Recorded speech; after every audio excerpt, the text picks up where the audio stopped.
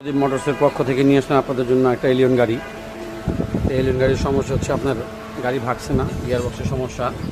Gear দিলে গাড়ি ভাগে না, সামনেও যায় না, পিছনেও যায় না। হঠাৎ করে গাড়িটার সমস্যা দেখা দিল, তো আমরা টোটালি ওয়ারিংটা চেক করালাম, ওয়ারিংয়ের ভিতরে কোনো সমস্যা পেলাম না, যার কারণে আপনার সমস্যা দেখা দিল। এই দেখেন ফেয়ারওয়েল ঠিক আছে, ফেয়ারওয়েলটাও ঠিক আছে, মেনিফুল টেলিফুল সবই ঠিক আছে এদিকে। তো আমরা দেখা দিব আপনাদের রিকন্ডিশন কন্ডেন্সার, রিকন্ডিশন গিয়ার বক্সটা আর হলো আপনার চলা গিয়ার বক্সটা। এই দেখেন রিকন্ডিশন গিয়ার বক্স আনা হয়েছে, আর এটা হচ্ছে পুরান গিয়ার বক্স। এর সাথে সাথে আমরা স্টার্টিং বক্সেরও কাজ করে দিচ্ছি। দেখি আনন্দ, এখন স্টার্টিং বক্স থেকে তেল লিক করে, দেখেন কীভাবে তেল লিক করছে, এখানে তেল লিক করছে। তো আমরা এটা লেদে রিপেয়ার করে দেব সুন্দর করে।